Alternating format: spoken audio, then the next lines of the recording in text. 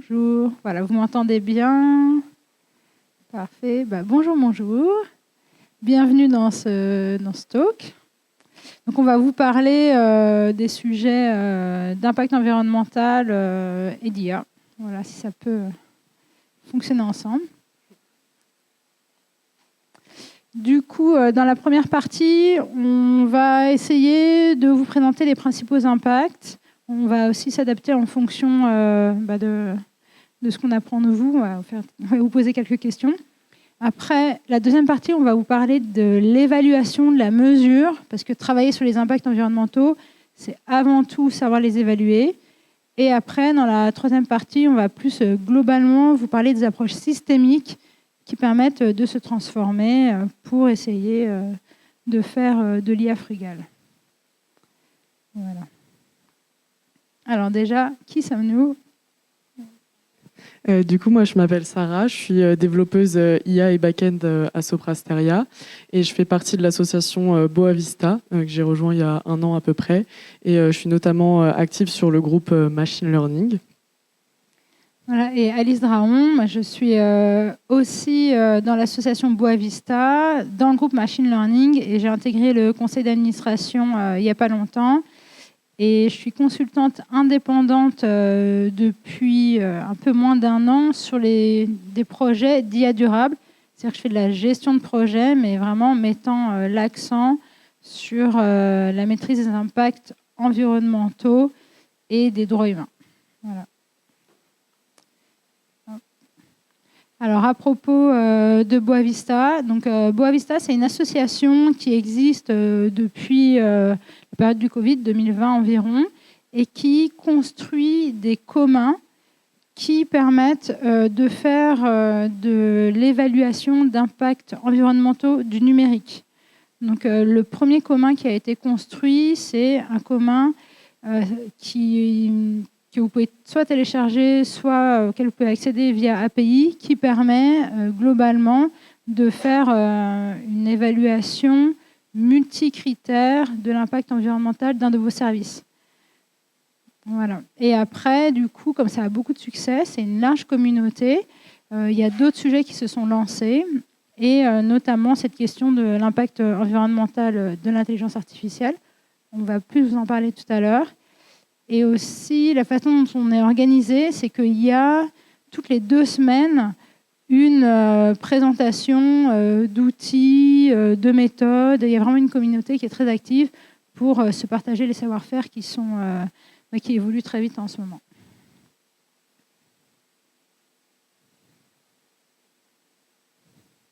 Du coup, maintenant qu'on s'est présenté, on va essayer de mieux vous connaître pour un peu adapter notre présentation.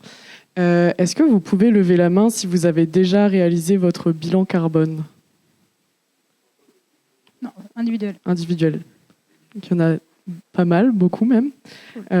Et est-ce que vous avez déjà réalisé une évaluation environnementale d'un service IT ? C'est plus spécifique, il y a moins de mains levées, mais il y en a. Et savez-vous ce que c'est qu'une ACV, donc analyse de cycle de vie d'un service IT ? Il y a quelques mains aussi. Ok.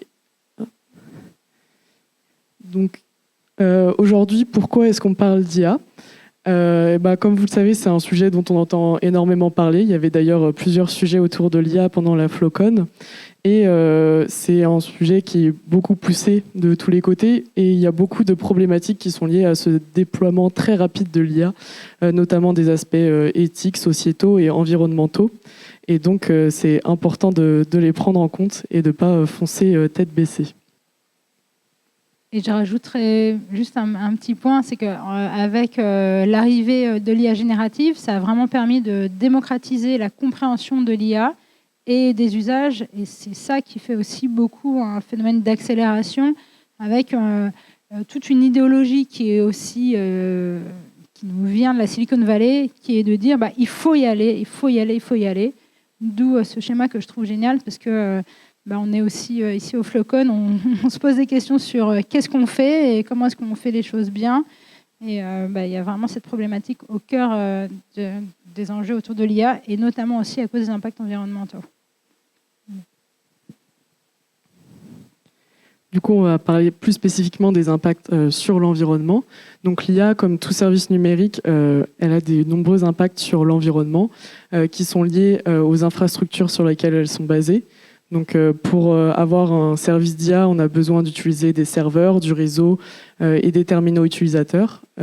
Et donc pour ce faire, on a besoin de les fabriquer, ce qui a de nombreux impacts sur l'environnement, et aussi pendant toute leur phase d'utilisation, on va avoir besoin de consommation d'électricité.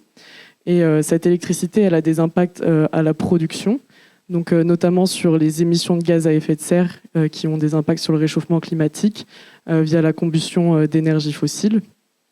Ensuite, pour fabriquer les composants, notamment dans le cadre de l'IA, on a besoin de nombreuses puces assez spécifiques comme les GPU. Pour fabriquer ces GPU, on a besoin de minerais qu'on va chercher dans des mines qui sont gigantesques et qui ont du coup des énormes impacts sur la réduction de la biodiversité et de la disponibilité des ressources abiotiques. Et en plus, ces mines elles sont vraiment exploitées dans des conditions humaines qui sont vraiment désastreuses. Et enfin, la troisième ressource qui est le plus touchée, c'est l'eau douce. Donc, elle peut se retrouver polluée ou évaporée lors des cycles de production d'électricité, mais aussi et surtout dans les data centers pour refroidir les data centers et lors des cycles de fabrication des composants électroniques. Si on se focus un peu sur la consommation électrique, on peut voir que depuis 2023, la consommation électrique dans les data centers liés à l'IA, elle a commencé à devenir non négligeable. Et donc, on a ce rapport de Deloitte qui fait des estimations et des projections sur comment va évoluer cet impact dans les années à venir. Elle a utilisé deux scénarios différents. Un scénario dit standard, qui nous amène à une multiplication par 4 de la consommation électrique dans les data centers d'ici 2050. Et un deuxième scénario d'adoption forte qui nous multiplie par 9 la consommation d'électricité d'ici 2050. Il faut savoir que le scénario standard, il considère qu'on va avoir un développement plutôt raisonné de l'IA, uniquement dans des cas plutôt simples et rentables. Et donc en considérant une croissance qui va être plus faible que celle qu'on a pu voir entre 2020 et 2024. Et le scénario de croissance élevé, lui, considère que le taux de croissance va rester le même que celui qu'on a pu observer entre 2020 et 2024, ce qui est très probable vu l'arrivée de l'IA générative qui, en 2023, a explosé avec ChatGPT et donc la génération de texte. Mais depuis, on a aussi la génération d'audio, de vidéo et d'images qui sont encore plus consommatrices. Et cette augmentation de la consommation électrique, elle est liée du coup à la fabrication de nombreux nouveaux centres de données, pour justement pouvoir déployer plus de modèles d'IA. Et on en construit de nombreux dans les entreprises, mais aussi à l'échelle des pays. On peut le voir par exemple qu'en France, à l'AI Summit en février, le président a annoncé la création d'un nouveau data center avec des investissements de 50 millions d'euros pour créer un data center d'une capacité d'1 gigawattheure et créer l'un des plus grands campus d'IA d'Europe. Mais cette augmentation du nombre de data centers, elle pose aussi des problèmes. On peut le voir par exemple en Irlande, où il y a tellement de nouvelles installations de data centers très rapides qu'on a des conflits sur l'utilisation de l'électricité. Et en plus, cette consommation hyper rapide, elle rend aussi la transition énergétique compliquée, voire inexistante, puisque toutes les nouvelles infrastructures d'énergie renouvelable qui sont développées, elles sont censées être là pour remplacer les anciennes installations qui sont beaucoup plus polluantes. Mais comme la demande d'énergie elle cesse de croître, et ben en fait, au lieu de remplacer les anciennes infrastructures, elles viennent juste s'ajouter. Et donc du coup, on ne parle pas du tout de transition énergétique, mais d'encore plus d'impact au global. Et donc face à cette augmentation de la croissance de l'électricité, il y a beaucoup d'hyperscalers qui ont pris des engagements, notamment sur leur réduction des émissions carbone. Le problème, c'est qu'il existe différentes façons de calculer ces émissions de carbone. Donc à partir d'une même quantité de gigawattheures, par exemple, on peut estimer une quantité de CO2 équivalente différente en fonction des méthodes utilisées. Il y a la méthode location-based qui est donc qui est basée sur l'énergie consommée dans la région dans laquelle on se situe. Donc, par exemple, pour un data center en France, on utilise le mix électrique de la France pour convertir l'énergie en quantité de CO2 équivalent. Et le market base, il est basé sur l'énergie qui est achetée par l'entreprise. Et donc, l'entreprise peut en quelque sorte compenser ses émissions de CO2 réelles en achetant des certificats d'énergie renouvelable, qu'on appelle aussi des crédits carbone.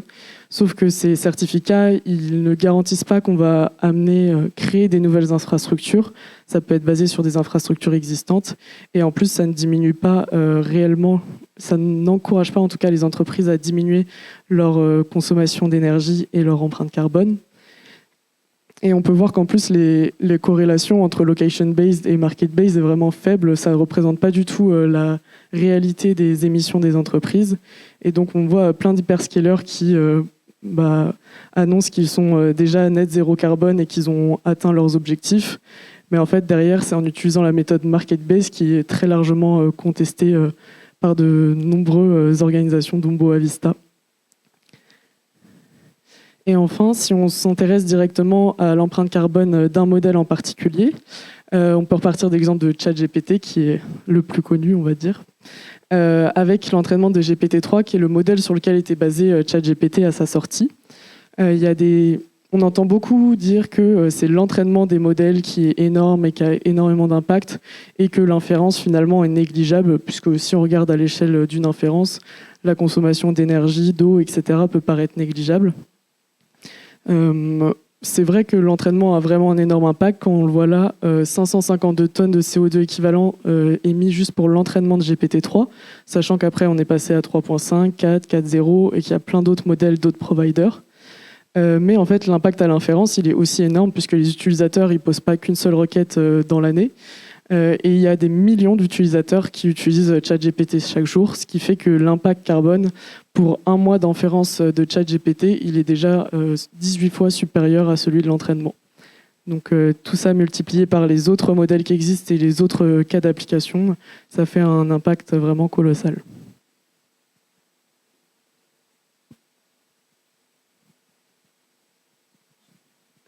Alors du coup, on va faire un petit zoom sur les méthodes d'évaluation de l'impact environnemental.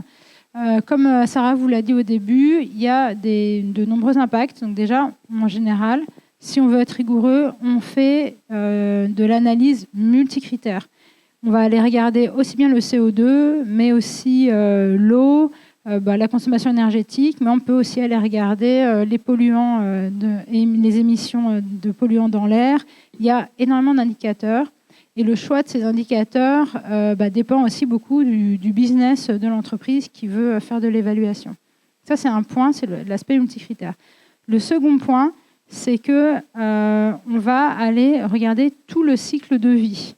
Parce que l'usage uniquement, aller mesurer la consommation sur l'usage n'est pas suffisant. Les études montrent que du coup, toute la partie extraction minière, fabrication est une part énorme de l'impact. Donc du coup, on va aller mesurer cette extraction minière, la fabrication, le transport des équipements, la distribution, l'usage, donc l'utilisation, et enfin aussi tout ce qui est fin de vie.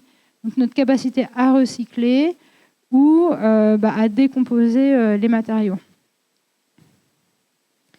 Voilà. Alors, pourquoi est-ce qu'on fait ça ? Justement parce que le numérique, ça a l'air d'être complètement abstrait, mais en réalité, il y a des gros impacts physiques qu'on ne voit pas, parce que, en tout cas, pour l'instant, on n'a pas de data center à côté de chez nous, peut-être bientôt, mais pour l'instant, non. Donc, en fait, on ne voit pas ces énormes data centers, les serveurs, tous les équipements qui nous permettent d'avoir accès à ces services numériques. Donc, aujourd'hui, la fabrication des équipements, donc l'extraction des minéraux et la fabrication des équipements, c'est la plus grande partie de l'empreinte environnementale. Et proportionnellement, cette partie, elle baisse. Mais pourquoi ? Parce qu'en fait, avec le déploiement des data centers, l'usage a tellement augmenté que finalement, les impacts environnementaux de l'usage des data centers fait qu'il y a une plus grande proportion de l'usage mais ce n'est pas forcément une très bonne nouvelle. Voilà. Pour donner un petit peu des équivalences, on considère en France que la gestion la consommation par an par Français d'équipements numériques, donc ça c'est tout équipement au-delà au-delà de l'IA, hein, c'est tous les équipements, c'est 1700 tonnes, 1,7 tonnes, pardon, 1,7 tonnes. Sachant que pour les accords de Paris, on est censé passer tous en dessous de 4000. Donc déjà, si on a cette part-là sur les équipements numériques, on voit qu'on n'est pas tout à fait sur des proportions qui nous permettent de respecter nos engagements. Et enfin, sur la dernière partie de l'analyse du cycle de vie, sur la partie recyclage, il faut savoir qu'aujourd'hui, on ne sait quasiment pas recycler les équipements. Donc, c'est vraiment, il y a toute une filière à construire. Et qu'à ce jour, encore par exemple en France, on sait recycler 22% des e-déchets. Puis c'est collecté et recyclé. Voilà, 22%. Donc, c'est très peu. Alors, pourquoi déjà parce que, par exemple, pour faire un microprocesseur, donc là, dans cet exemple, une puce GPE, il y a plus de 80 métaux. Ils sont découpés en tout petits. Donc, c'est une des raisons pour lesquelles on a du mal à recycler ça. Et en plus, il y a un phénomène aussi qui inquiète les personnes qui ont besoin de matériel. C'est qu'on arrive dans une période de pénurie de ressources parce que le rendement des mines est de plus en plus mauvais. Donc, pour extraire ces minéraux, on a besoin d'autant plus de creuser. Donc, ça accroît aussi les impacts environnementaux en termes de pollution de l'air et des sols, tout ce qui est déforestation, puisqu'on va aller chercher des nouveaux espaces, des nouvelles mines. Et ici, on s'est focalisé sur la partie environnementale, mais comme l'avait dit Sarah, l'industrie minière, c'est une des industries au monde les plus sales. Et en termes de respect des droits humains, il y a des guerres, il y a des conditions de travail qui sont preuves de l'esclavagisme. Enfin, il y a des vraies conséquences systémiques et géopolitiques. Alors du coup, l'Union européenne, qu'est-ce qu'elle veut faire face à ce constat et face aussi à cette dépendance géopolitique? Et bien donc, il y a un plan d'action qui a été mis en place et l'objectif, c'est d'ouvrir déjà des mines en Europe. Parce que jusqu'à maintenant, en fait, on externalise nos impacts environnementaux. Donc ça, on verra si ça peut fonctionner ou pas. L'idée, c'est d'essayer de développer le recyclage des métaux, mais on a vu que c'était très compliqué. Et même si on a des contraintes réglementaires, on a des difficultés à faire ça. Et développer donc les objets éco-conçus. Et le quatrième axe, c'est vraiment celui dont on a envie de vous parler aujourd'hui, c'est privilégier la sobriété, parce que en réalité, c'est le seul point dont on sait qu'on a des retours sur investissement environnemental très élevés et qui fonctionnent bien. Et donc, pour finir sur cette partie des impacts, qui a déjà entendu parler de l'effet rebond? Du coup. Donc, merci beaucoup. Donc, le sujet des impacts environnementaux et de notre façon de consommer, c'est qu'on nous dit, on fait beaucoup d'optimisation. Donc, on nous dit, on va optimiser, par exemple, on a vraiment réussi à optimiser la consommation d'énergie des écrans. C'est formidable, mais du coup, en fait, on a changé tous les écrans, on a des écrans beaucoup plus grands. Donc, l'effet rebond, c'est ça, c'est que là, maintenant, on commence à voir statistiquement que toutes les optimisations qu'on fait en termes d'impacts environnementaux, finalement, ont des impacts négatifs parce que systématiquement, on augmente nos usages derrière. Et là, on est en plein dedans avec l'IA générative. Il y a des tas d'usages qu'on va pouvoir optimiser, mais à la fois, il y a de tels effets rebonds que globalement, en fait, si on regarde globalement les émissions de CO2, elles sont en hausse et elles ne sont pas en petite hausse, quoi. Okay. Et donc du coup, pour continuer, on va parler de la mesure et de l'évaluation, parce que justement, pour prendre des bonnes décisions de frugalité et de savoir quand c'est nécessaire ou pas, utile ou pas, de créer un système d'IA, c'est vraiment important d'avoir en tête toutes les informations, dont les impacts environnementaux, notamment dans les cas où on veut créer des exemples d'IA pour IA for Green. Donc IA qui est censé avoir un impact positif pour l'environnement, dans ce cas-là, il faut forcément estimer les impacts négatifs de la création de ce système. Et donc concrètement, je vais vous montrer des outils qui permettent de mesurer ou d'estimer l'impact environnemental et donc la consommation d'énergie des systèmes d'IA. Concrètement, c'est compliqué parce que comme pour l'IA, c'est encore plus compliqué que pour les services numériques plus classiques, puisqu'on a un cycle de vie de l'IA qui est constitué de différentes étapes, d'étapes de data, de training, d'inférence qui ont tous des impacts. Que les infrastructures, elles sont variées, data center, réseau et terminaux utilisateurs, et que comme Alice l'expliquait, le cycle de vie des équipements est constitué pas seulement de la phase d'utilisation, mais aussi de leur fabrication, de leur fin de vie, etc. Et donc c'est un processus long à estimer, c'est coûteux, il y a besoin d'expertise, et il y a encore des obstacles, mais il y a aussi beaucoup d'initiatives déjà créées, notamment des outils de mesure de consommation d'énergie. Donc si vous avez accès et que vous gérez vos serveurs, vous pouvez tout simplement utiliser de manière assez classique un wattmètre pour mesurer la consommation d'énergie de vos serveurs. Si vous n'avez pas accès, il y a d'autres types de wattmètres qui sont plutôt logiciels, qui permettent de faire des estimations et des mesures, notamment la librairie Code Carbone, qui est une librairie qui, en seulement quelques lignes de code Python, permet de démarrer un tracker et de l'arrêter, et donc de suivre la consommation d'énergie du CPU, du GPU et de la RAM pendant l'exécution de ces lignes de code. Et ensuite, on a plein d'outils d'estimation qui ont chacun leur cas d'usage et leur spécificité. Je vais passer assez vite, c'est juste pour vous donner des exemples d'outils à creuser en détail, mais il y a les QR codes à chaque fois si vous voulez le prendre en photo pour l'explorer plus tard. Donc, Rig Algorithm, c'est une interface web de simulation d'usage de CPU et de GPU. Donc, on décrit une infrastructure et un temps d'exécution, et ça nous permet d'estimer une consommation d'énergie et une empreinte carbone. Il y a Ecologit, qui est un des plus connus, je pense, qui est plus facile à utiliser et qui est vraiment spécifique à l'IA générative, donc à la génération de texte en particulier. Et donc, on décrit quel modèle on utilise et quel type de prompt on génère, donc combien de mots on va venir générer avec l'IA. Et ça nous donne les impacts d'énergie et aussi multicritères avec l'épuisement des ressources abiotiques et les émissions de CO2 équivalents pour les phases d'usage et de fabrication du matériel. Ensuite, il y a AI Energy Score, qui est un outil de comparaison de modèles. Encore une fois, c'est que sur l'inférence, donc sans prendre en compte l'entraînement des modèles. On vient comparer des modèles pour une tâche spécifique. Donc là, par exemple, sur la capture, on est sur les modèles de classification de texte. Et avec un système d'étoiles, ça va venir nous dire quels sont les modèles les plus efficients.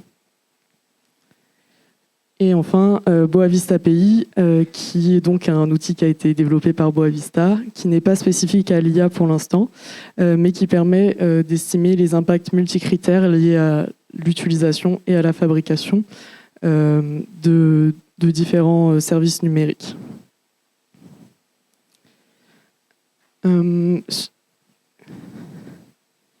Ah oui, si vous avez une pause, si vous avez des questions, on peut déjà faire une petite pause avant de passer à l'initiative Boamps.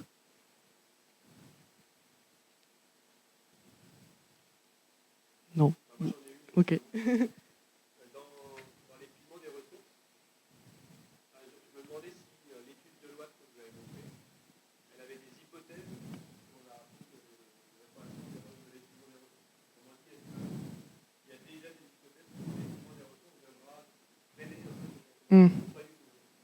Dans cette étude de Deloitte, non. Après, dans d'autres études, je ne sais pas si tu as des... Alors, du coup, moi, je pensais que c'était dans l'étude Deloitte, mais du coup, il y en a une autre qui a été faite par l'ADEME et un autre cabinet qui prend, en fait, minerai par minerai, qui explique les enjeux géopolitiques et du coup les risques qu'on a en termes... En fait, il y a plus un problème de gestion de flux qu'un problème de gestion de stock. Voilà. Ils expliquent en fait les ralentissements qui risquent d'y avoir par minerai.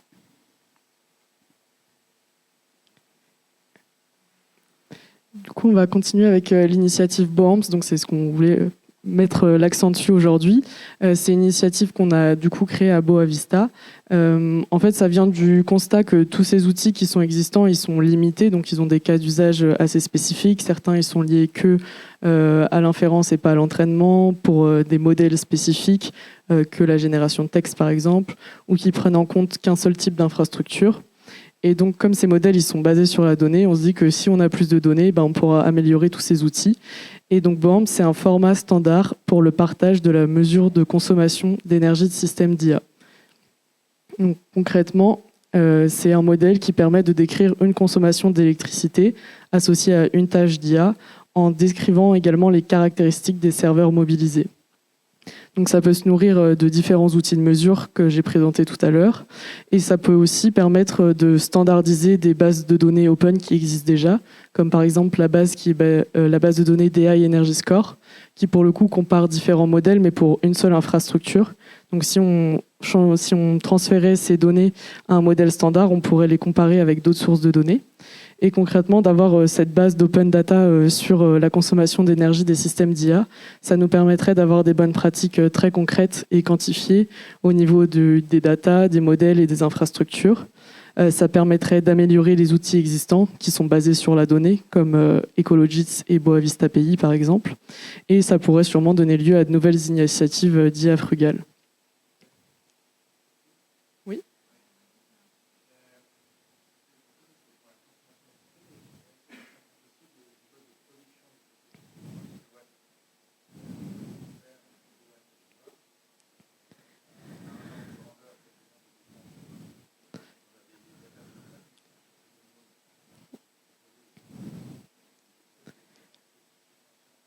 On a cette partie-là dans le modèle qui permet de décrire effectivement l'environnement et le type d'énergie utilisée et aussi de fournir directement le mix électrique. Mais c'est une partie qui est non obligatoire parce que le but pour nous, c'est vraiment de comparer l'efficience, d'optimiser à la fois au niveau data, modèle et infra.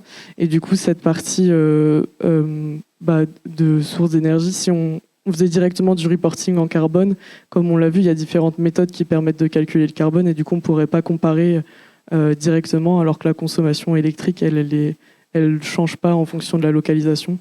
Mais effectivement, à partir de la consommation électrique, on peut calculer ensuite des impacts multicritères, surtout qu'on décrit aussi l'infrastructure et donc du coup, comme on a le type de GPU, de CPU utilisé, etc., on peut calculer des impacts multicritères à partir des données qui sont dedans.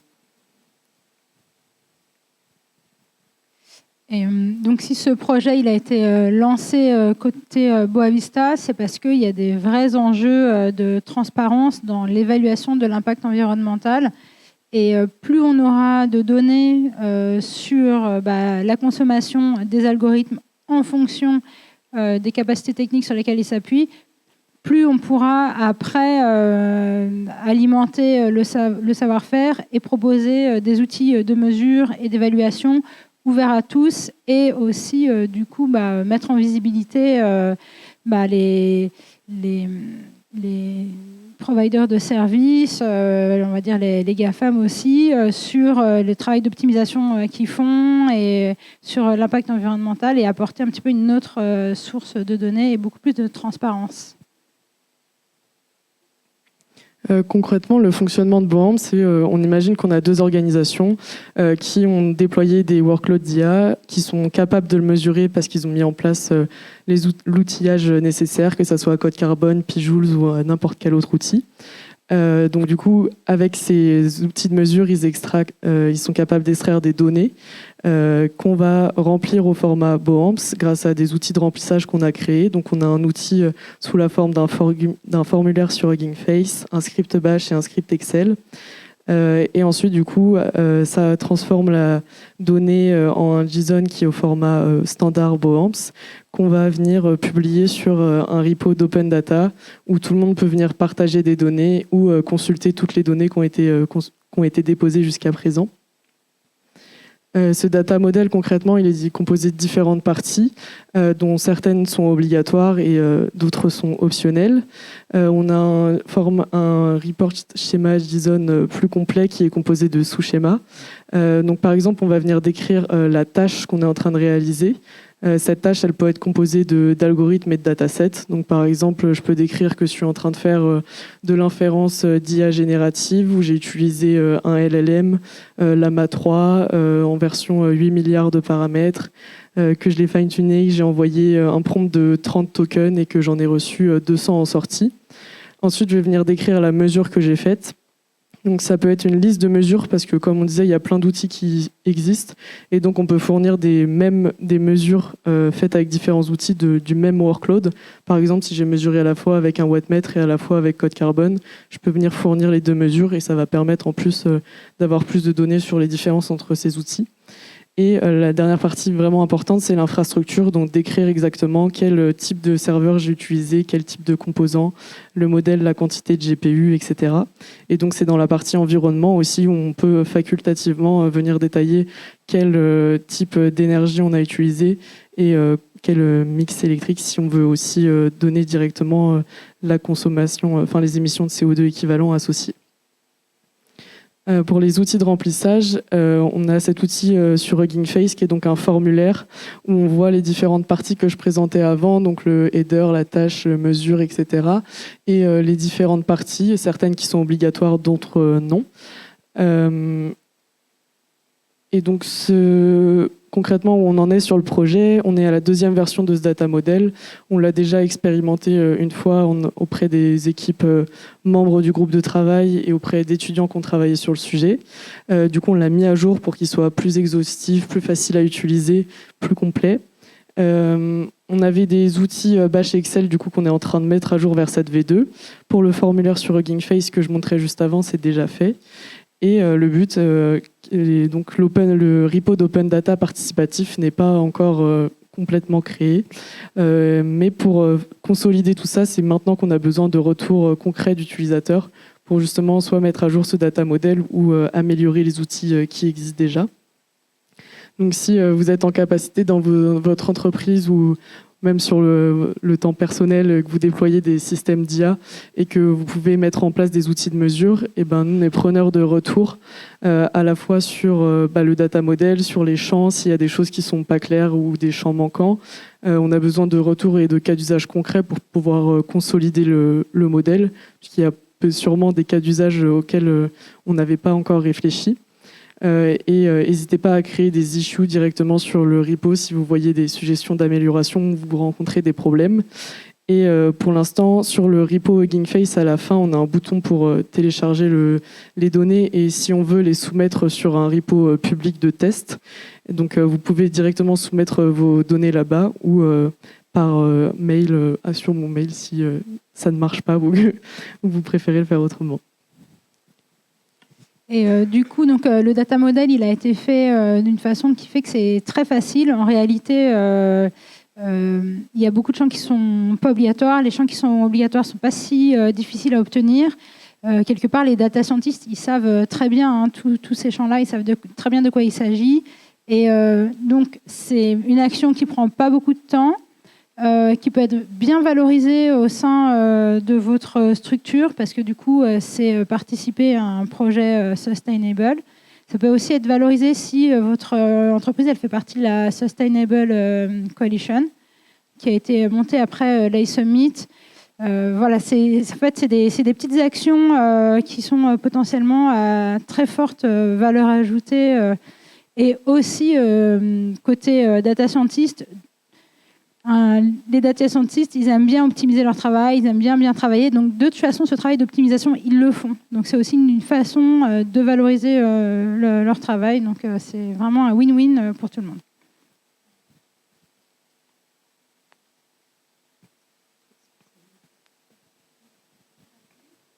Donc là, on a vraiment mis l'accent sur la partie évaluation-mesure, qui est un pilier du travail sur l'impact environnemental de l'IA. Mais en réalité, il y a une logique systémique et des bonnes pratiques de frugalité. Alors voilà, donc c'est un petit peu toujours la blague quand je dis que je travaille sur l'IA frugale. Tout le monde me dit, mais IA frugale, est-ce que ça marche ensemble ? Surtout quand on regarde la définition qui se nourrit de peu et qui vit d'une manière simple. Déjà, nos services numériques avant, voilà, c'était pas dingue, mais alors là, comme vous l'avez compris, c'est quand même les architectures de l'IA sont assez terribles en termes d'impact environnemental. Donc, la réponse, c'est de se dire qu'en fait, une IA frugale, c'est avant tout une IA qui n'existe pas. Voilà, il faut l'avoir en tête. Il y a des référentiels qui sont sortis avec beaucoup de bonnes pratiques, notamment le référentiel général pour une IA frugale qui a été copiloté par l'AFNOR et les collabs du ministère de la Transition écologique.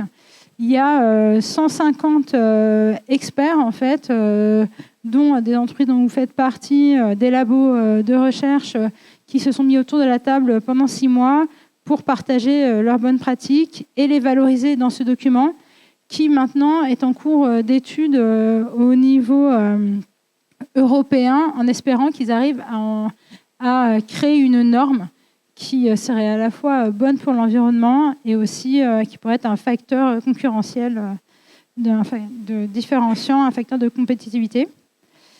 Après, il y a tout le travail qui est fait par la communauté Data for Good, où là, ils ont fait un livret qui est 360, qui prend aussi en compte les questions d'éthique.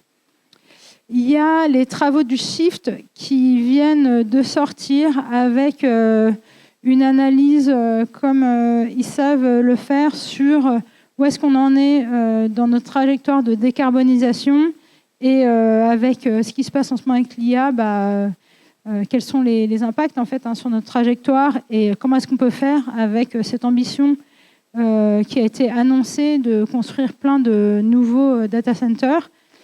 Ça soulève des questions très pratiques de comment est-ce qu'on va se connecter aux centrales, comment va fonctionner donc, ce qu'on appelle le grid, c'est-à-dire, ce que j'en ai compris, parce que je ne suis pas une experte, mais en fait, le fait d'avoir plein de demandes d'électricité au même moment, ça fait des saturations de réseau. Donc, visiblement, on n'a pas un réseau qui est encore adapté.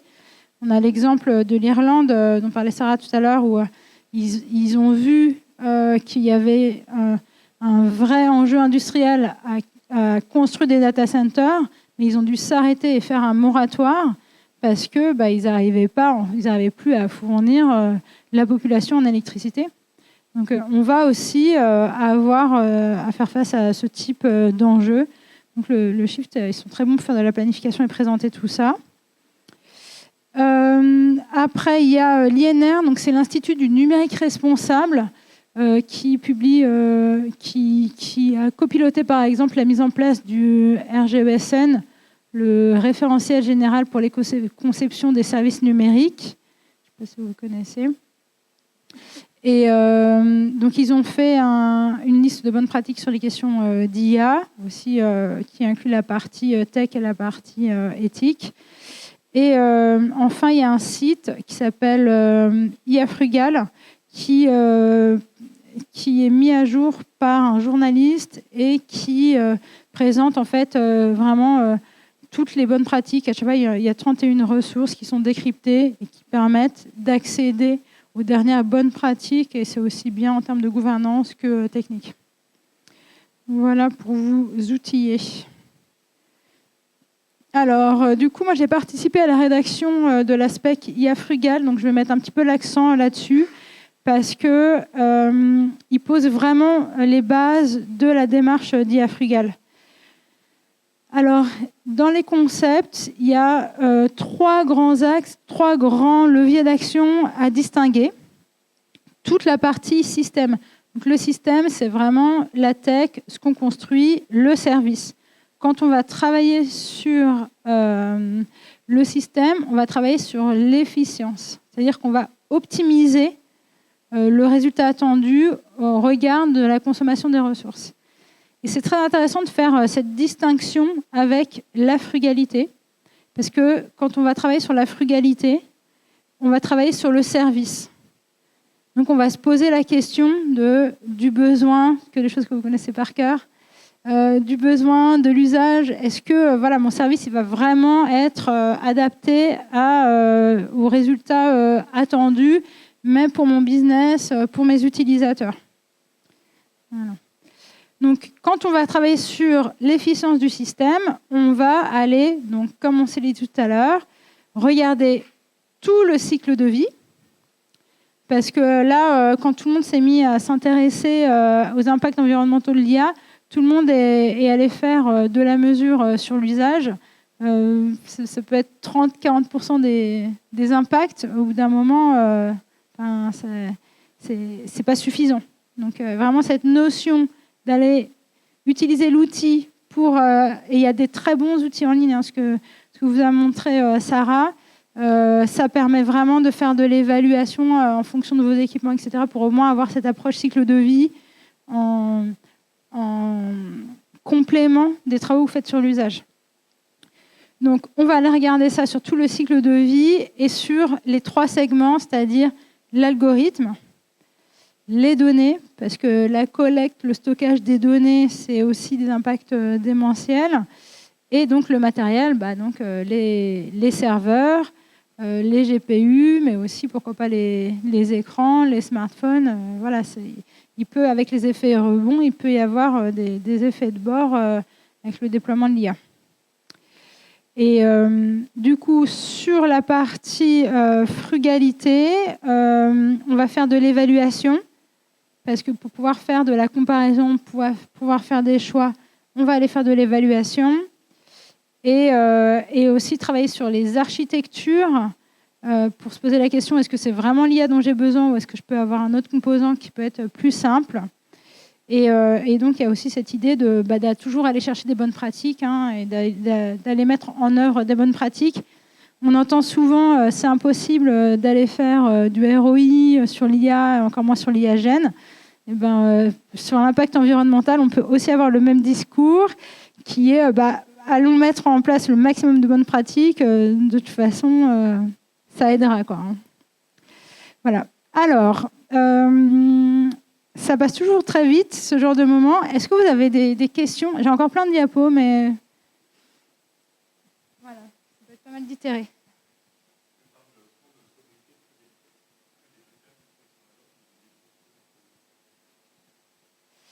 Non, je pense que les experts te répondront qu'il y a des différences, mais à ce stade, je pense qu'on peut les mettre dans le même panier.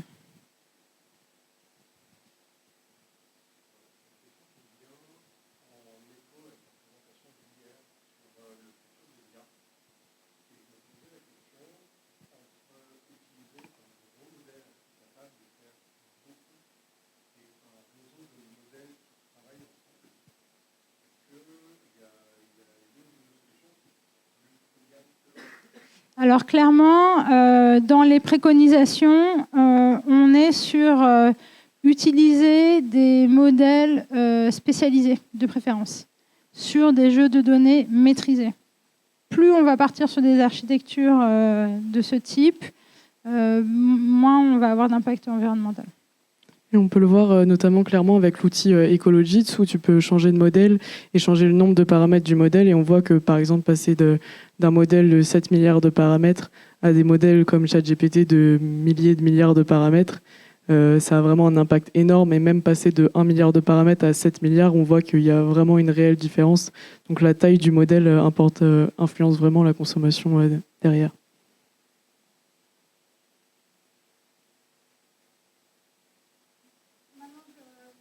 J'ai envie de me dire, là, jusqu'à la fin, si vous avez des questions, au fur et à mesure, n'hésitez pas. Voilà, on va essayer d'avancer au maximum, mais je crois qu'il y a beaucoup d'informations, je pense. N'hésitez pas à demander des précisions ou poser des questions très concrètes, hein. Donc, voilà, là, vous avez le cycle de vie d'un service d'IA. Donc là, on est vraiment sur l'algorithme. On ne regarde pas les équipements ni les données. Globalement, il va y avoir toute la phase de lancement du projet. Donc là, les bonnes pratiques, c'est de travailler sur la qualification du besoin et des usages.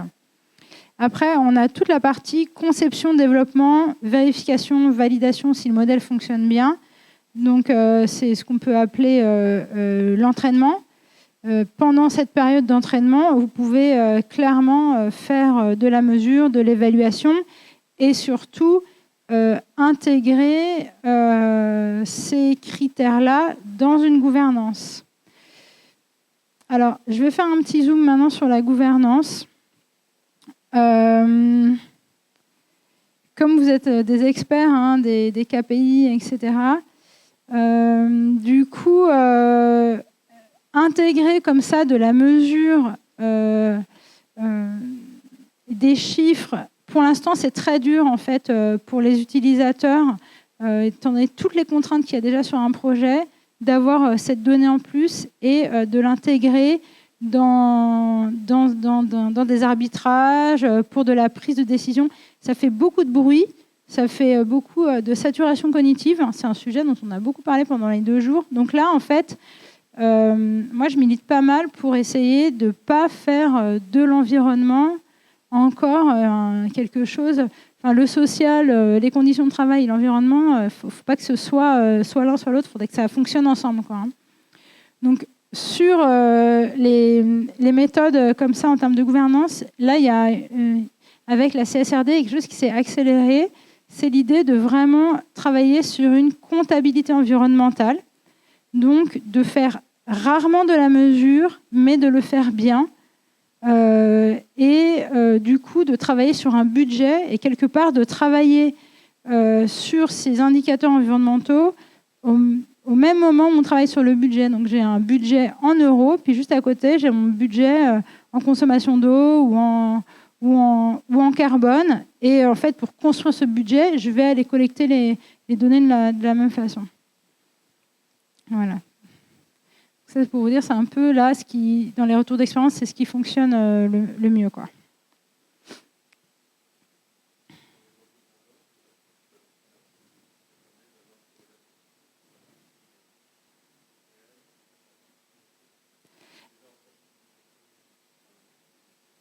Exactement, bah si, alors FinOps, GreenOps, même combat, hein. Franchement, typiquement, je crois que ce qui est aussi intéressant, hein, c'est que dès qu'on est sur de la recherche, de l'efficience, de l'optimisation, très souvent, il y a des grosses convergences. Les métiers de l'architecture, les métiers du développement, des métiers de l'optimisation financière vont en général dans le sens de même sens que la réduction des impacts environnementaux. Et un peu dans les blagues, je ne sais pas si c'est une blague, mais chez les cloud providers, les gens qui sont très investis pour travailler sur la partie environnementale, ils disent toujours, moi, quand j'ai les interlocuteurs, chefs de projet, tout ça, ils s'en fichent tout le temps quand je leur présente cette partie-là du fonctionnement du cloud. Mais par contre, si j'ai la chance d'avoir le DAF, alors lui, il va vraiment s'y intéresser et il va rajouter en fait l'utilisation de l'argument environnemental pour pouvoir faire passer ses objectifs financiers, quoi.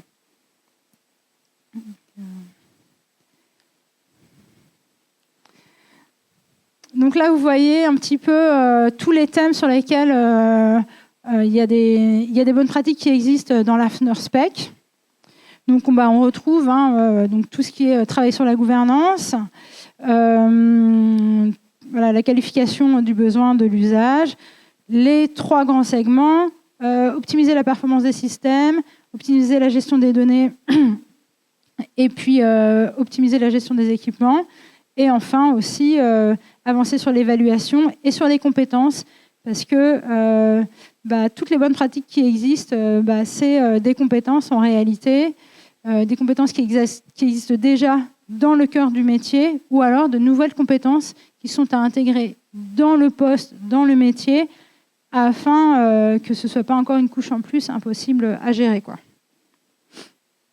Alors, par où commencer ?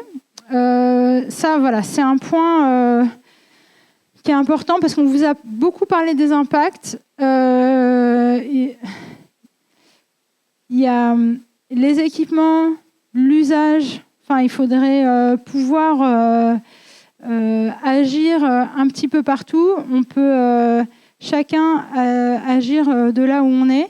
Donc, déjà, le premier point aussi que je dis souvent, c'est comme vous êtes beaucoup, et ça c'est génial, à avoir fait votre impact environnemental personnel, vous avez vu qu'il y a des tas de leviers sur lesquels on peut agir. Et quelque part, je suis sûre que dans la salle, les gens qui ont envie d'agir, personne n'agit de la même façon.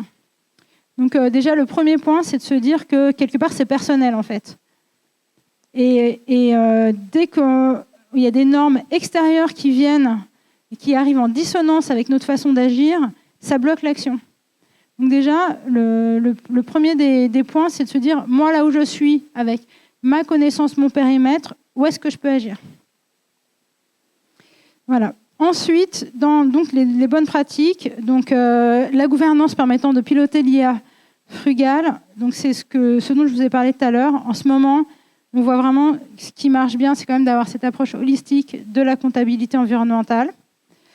Après, il y a toutes les bonnes pratiques, et là-dessus, la gestion de projet, tout ce qui est agilité pour ajuster le besoin, ça, c'est des choses qui sont très précieuses. Toute la partie donc, sur l'architecture, plus votre architecture, et ça, c'est des bonnes pratiques d'architecture d'entreprise qu'on entend depuis 20 ans, hein, plus votre architecture, elle va être modulaire et vous allez pouvoir réutiliser vos composants. Un algorithme qui a déjà été entraîné, plus vous l'utilisez, plus il est partagé, etc., plus vous allez baisser le coût unitaire de l'entraînement.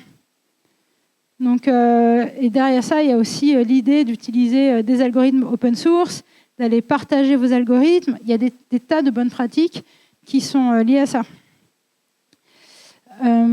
Donc, voilà, cette partie architecture, elle est importante. Sur la partie technique, voilà, j'ai mis être dans des communautés, partager l'information dans les communs, mais aussi partager ce que vous avez développé, quoi. Donc les algorithmes, les données. Il y a des tas de jeux de données qui sont déjà ouverts, de bonne qualité. Si vous-même, vous allez nettoyer un jeu de données et que vous pouvez, d'un point de vue business, le partager, c'est des choses qui, sur des gros volumes, qui peuvent très vite avoir beaucoup d'impact. Et enfin, se former, voilà, j'en ai déjà parlé. Et après, voilà, ça c'est pour vous donner une idée des bonnes pratiques, des listes de bonnes pratiques qui sont disponibles dans les documents qu'on a cités. Voilà, mais en gros, c'est une bonne journée de formation, voire des sous-parties spécialisées qui permettent de traiter toutes ces bonnes pratiques. Du coup, on peut finir peut-être sur les bonnes pratiques concrètes côté utilisateur final qui peuvent toucher un peu tout le monde. Donc, du coup, il y a plusieurs leviers que vous pouvez adresser, vous, à votre niveau. Déjà, remettre en question le besoin. Est-ce que j'ai vraiment besoin de créer une image avec de l'IA pour une slide que je vais utiliser une fois et se rendre compte et partager aussi les impacts de l'IA, parce que aussi on n'a pas conscience quand on envoie un prompt à ChatGPT forcément de tous les impacts que ça génère derrière. Et donc privilégier les modèles les plus légers, comme on disait avant, pas forcément utiliser le modèle le plus généraliste pour juste poser une question assez basique, utiliser juste une recherche web quand c'est nécessaire. Donc c'est vraiment raisonner nos usages, et concrètement on peut voir qu'il y a des bonnes pratiques qui peuvent avoir un gros impact. Par exemple, je ne sais pas si vous utilisez GitHub Copilot, mais de base, il a une fonction d'autocomplétion qui est activée quand on l'utilise. Et donc, à chaque fois qu'on tape juste une lettre, ça va essayer de nous proposer des lignes de code. Et donc, en fait, ça envoie plein de requêtes qui ne sont pas directement sollicitées par l'utilisateur. Et il y a un article d'une recherche de Tristan Coignon qui nous dit que, du coup, en moyenne, on a 9 requêtes non sollicitées par minute, qui sont envoyés au serveur derrière de GitHub Copilot pour essayer de prédire le code, et que dans toutes ces requêtes, il n'y en a que 10 à 15% qui donnent des réponses qui sont acceptées par le développeur, et ensuite 8% qui sont gardées dans le code au final. Donc cette fonction, on peut justement l'enlever, la remettre comme on veut avec un contrôle clavier. Et du coup, c'est un exemple de bonne pratique qui peut avoir des cas très concrets et des réductions concrètes. Et il montrait aussi que du coup, l'utilisation de Copilot avec l'autocomplétion, c'était comme utiliser autant d'énergie qu'un deuxième laptop en parallèle. Donc c'est énorme, et donc c'est important de l'utiliser que quand on sait qu'on a des tâches répétitives et que ça va vraiment avoir de l'intérêt, alors qu'il y a d'autres fois où justement ça va juste nous polluer puisque ça écrit tout le temps des choses à l'écran et que c'est pas utile.